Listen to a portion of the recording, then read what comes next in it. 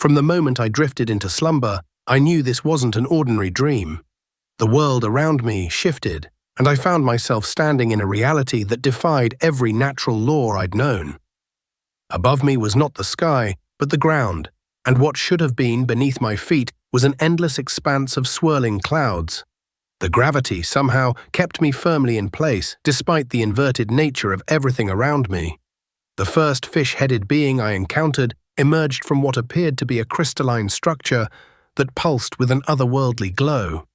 Their body was humanoid, dressed in what seemed like flowing robes made of iridescent scales, but where a human head should have been, there was the head of a golden koi fish.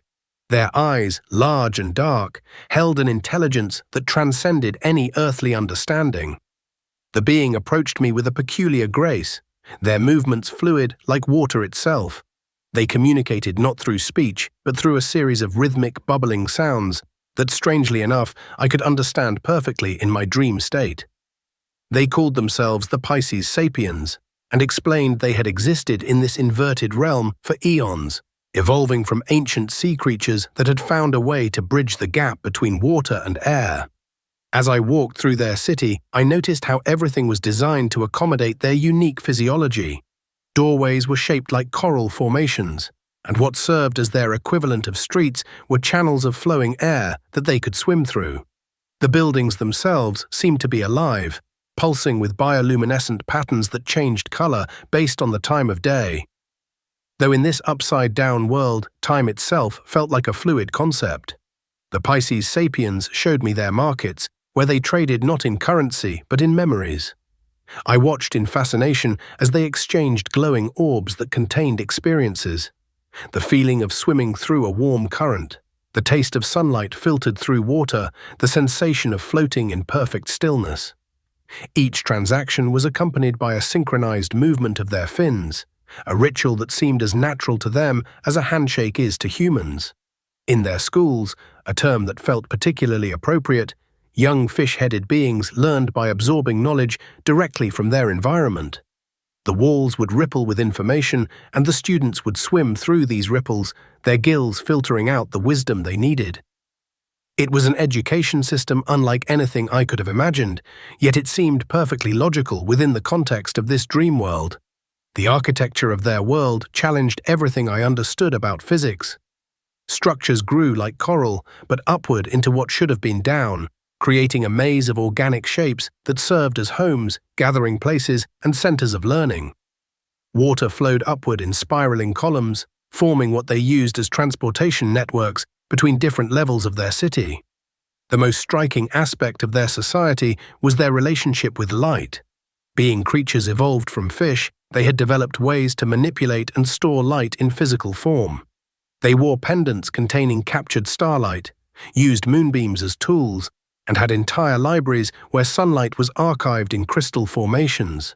Each ray told a story, held a piece of their history, or contained vital information about their world.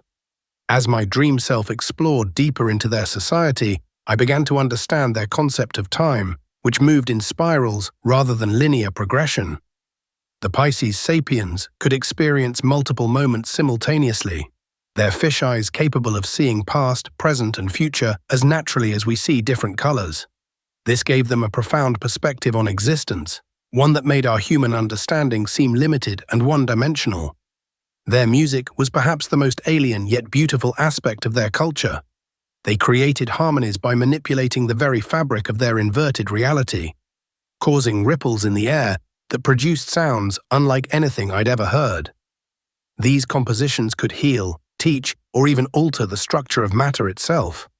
The fish-headed beings would gather in great spherical chambers, their bodies moving in perfect synchronization as they conducted these reality-bending symphonies.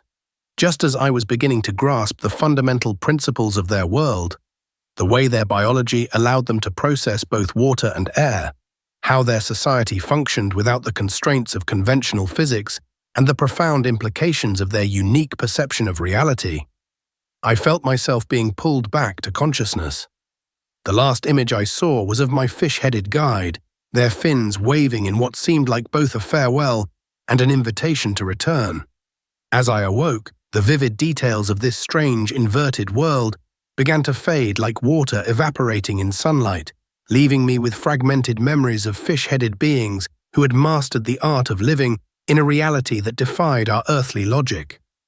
Yet the profound sense of wonder and the feeling that I had glimpsed something beyond the boundaries of normal human experience remained, etched in my mind like the patterns of light I had seen dancing through their crystal cities.